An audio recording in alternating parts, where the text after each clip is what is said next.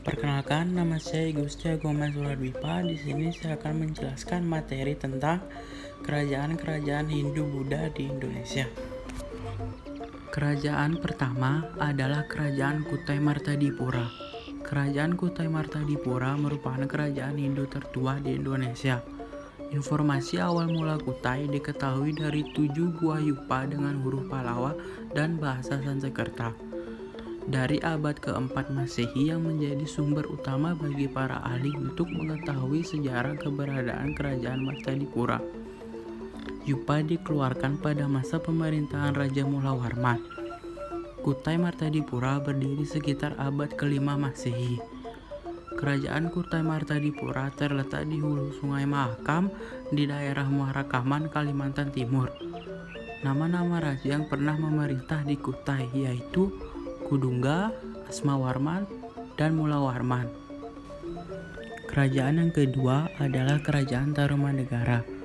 Kerajaan Tarumanegara di Jawa Barat hampir bersamaan waktunya dengan Kerajaan Kutai. Kerajaan Tarumanegara didirikan oleh Raja Digaraja Guru Jayasingawarman pada tahun 358 Masehi yang kemudian digantikan oleh putranya Dharmayawarman pada tahun 382 sampai 395 Masehi. Maharaja Punawarman merupakan Raja Tarumanegara yang ketiga di tahun 395 sampai 434 Masehi. Raja Punawarman dikenal raja yang gagah berani, tegas, jujur, adil, dan arif dalam pemerintahan. Menurut Prasasti Tugu pada tahun 497 Masehi, ia memerintahkan penggalian Sungai Gomati dan Candrabaga sepanjang 6.112 tombak, sekitar 11 km, yang berfungsi sebagai irigasi dan mencegah bahaya banjir. Kerajaan Tarumanegara, kerajaan tertua di Pulau Jawa yang diperkirakan berdiri pada abad ke-5 Masehi. Kerajaan Tarumanegara merupakan kerajaan Hindu beraliran Wisnu. Beberapa prasasti peninggalan dari Kerajaan Tarumanegara adalah 1.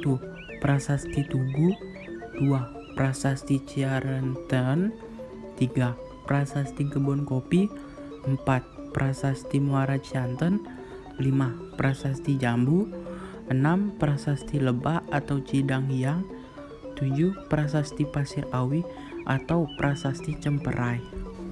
Yang ketiga adalah Kerajaan Sriwijaya, salah satu kerajaan besar yang pernah berdiri di Indonesia sekitar abad ke-7.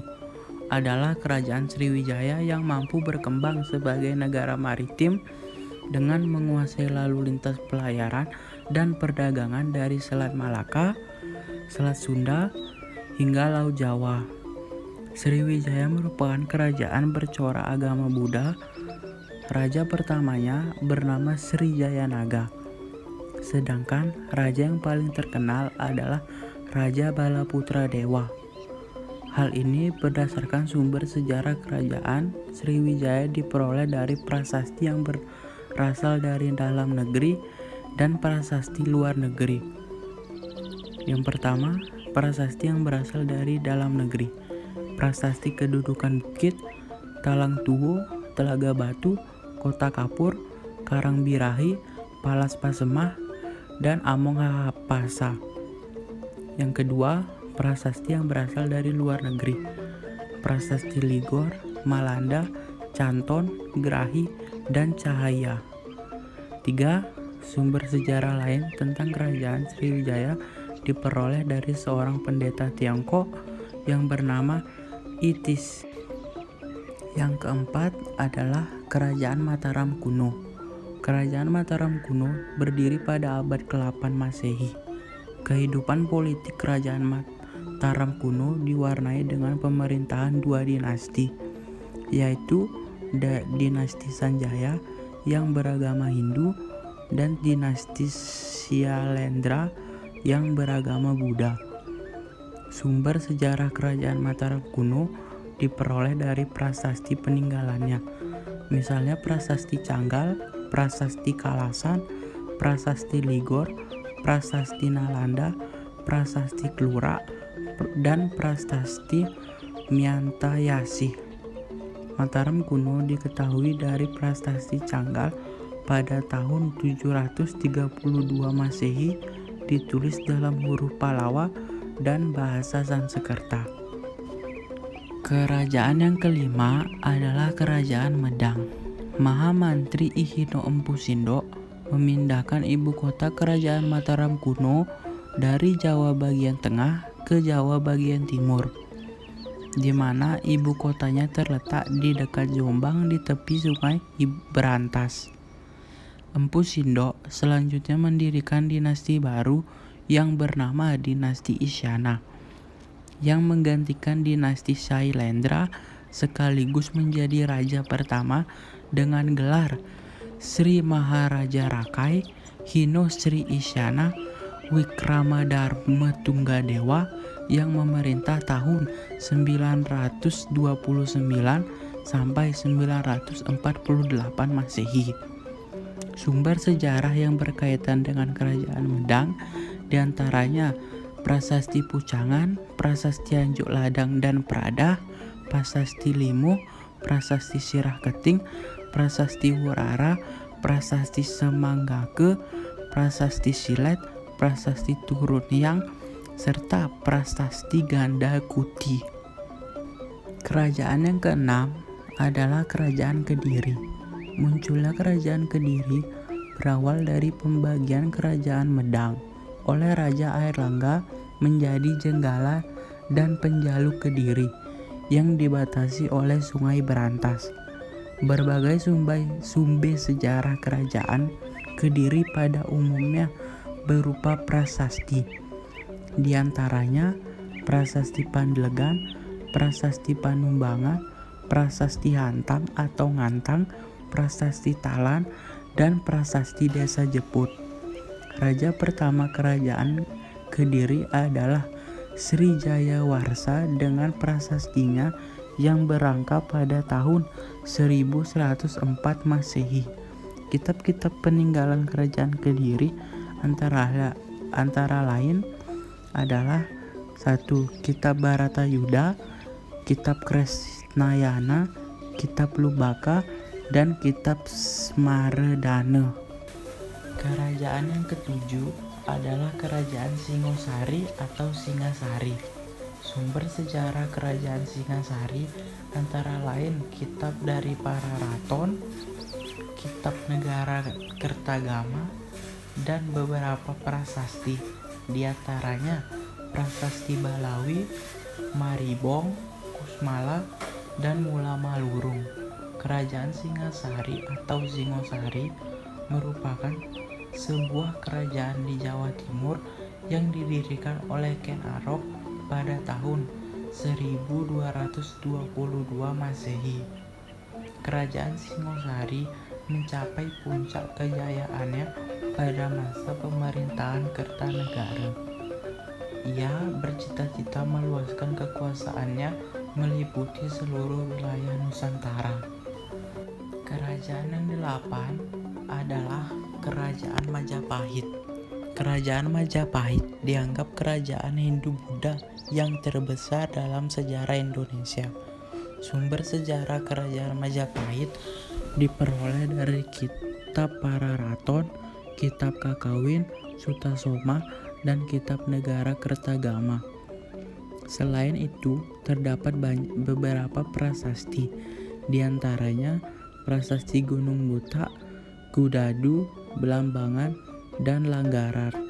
Menurut sejarah, munculnya Kerajaan Majapahit erat hubungannya dengan keruntuhan Kerajaan Singasari. Ketika Singasari diserang oleh Jayakatwang, menantu Raja Kertagama Bupati Sumenep, berkat pertolongannya Raden Wijaya mendapat pengampunan dari Jayakatwang dan diberi tanah di hutan Tarik dekat Mojokerto. Kemudian diberi nama Majapahit. Kerajaan yang kesembilan adalah Kerajaan Buleleng. Dalam sejarah Bali, nama Buleleng mulai terkenal setelah periode Kerajaan Majapahit. Di Bali juga berkembang beberapa kerajaan, misalnya Gelgel, Kelungkung, dan Buleleng makin terkenal, terutama pada masa penjajahan Belanda di Bali. Pada waktu itu, pernah terjadi perang rakyat Buleleng melawan Belanda. Pada zaman kuno, kerajaan Buleleng sudah berkembang. Pada masa perkembangan kerajaan dinasti Warmadewa, Buleleng diperkirakan menjadi salah satu daerah kekuasaan dinasti Warmadewa. Sesuai dengan letaknya yang berada di tepi pantai Buleleng, berkembang menjadi pusat perdagangan laut. Yang ke-10, Kerajaan Kalingga atau Holling. Ratu Sima adalah penguasa kerajaan Kalingga yang digambarkan sebagai seorang pemimpin yang tegas dan taat terhadap peraturan. Ratu Sima memerintah sekitar tahun 674 Masehi. Kerajaan diperkirakan letak di Jawa Tengah. Nama Kalingga berasal dari nama sebuah kerajaan di India Selatan. Kerajaan Kalingga berkembang kira-kira abad ke-7 sampai ke-9 Masehi. Kerajaan yang ke-11 adalah Kerajaan Tulang Bawang. Sumber-sumber mengenai keberadaan Kerajaan Tulang Bawang tidak begitu jelas karena minimnya sumber dan data sejarah dari Kerajaan Tulang Bawang. Dari sejarah Tiongkok, Kerajaan Tulang Bawang terletak di Lampung, tapi masih belum jelas letak pastinya. Kerajaan Tulang Bawang sendiri mulai menghilang setelah Kerajaan Sriwijaya muncul dan menguasai daerah di Sumatera. Kerajaan yang ke-12 adalah Kerajaan Kota Kapur. Pada Prasasti Ligor terdapat kisah tentang penaklukan kerajaan di Tanah Bangka. Sumber sejarah dari Kerajaan Kota Kapur tidak terlalu banyak, sehingga tentang bagaimanapun kehidupan politik pemerintahan, sosial budaya, masyarakatnya sulit diketahui. Pada tahun 1994, di Bangka dilakukan penelitian untuk mencari tahu akan keberadaan Kerajaan Kota Kapur. Pada waktu melakukan penelitian, ditemukan arkeologi sisa-sisa bangunan candi Hindu dan arka-arka, di antaranya arka Dewa Wisnu dan Durga Mahisasura Mardini. Arka-arka tersebut ditemukan di Lembah Meking, Semenanjung Malaka, dan Cibuaya, Jawa Barat. Arka-arka tersebut diperkirakan dibuat pada abad ke-5 dan ke-7 Masehi. Materi yang kedua adalah peninggalan-peninggalan masa Hindu-Buddha. Yang pertama, candi dan stupa. Candi adalah bangunan keagamaan, tempat ibadah peninggalan purbakala yang berasal dari peradaban Hindu-Buddha. Bangunan ini digunakan sebagai tempat pemujaan dewa-dewi ataupun memuliakan Buddha. Candi dapat dibedakan menjadi beberapa kelompok, yaitu yang pertama, candi kerajaan adalah candi yang digunakan oleh seluruh warga kerajaan, tempat digelarnya upacara-upacara keagamaan penting kerajaan. Yang kedua, Candi Wanua atau Wata adalah candi yang digunakan oleh masyarakat daerah atau desa tertentu pada suatu kerajaan. Yang ketiga, candi pribadi adalah candi yang digunakan untuk mendamaikan sebuah tokoh, dapat dikatakan memiliki fungsi seperti makam. Fungsi bangunan candi yaitu: pertama, candi wihara didirikan untuk tempat biksu atau pendeta tinggal dan bersemadi. Candi ini memiliki fungsi sebagai permukiman atau asrama. Contohnya Candi Sari. Yang kedua, Candi Gerbang didirikan sebagai gapura atau pintu masuk. Contohnya Bajang Ratu. Yang ketiga, Candi Pertitaan didirikan di dekat sumber air atau di tengah kolam dan fungsinya sebagai pemandian. Contohnya, petirtaan belahan. Yang keempat, candi pemujaan. Didirikan untuk memuja dewa-dewi atau bodhisatwa tertentu. Contohnya Candi Prambanan. Yang kelima, candi stupa. Didirikan sebagai lambang Buddha atau menyimpan relik Buddhis atau sarana ziarah agama Buddha. Contohnya Candi Borobudur.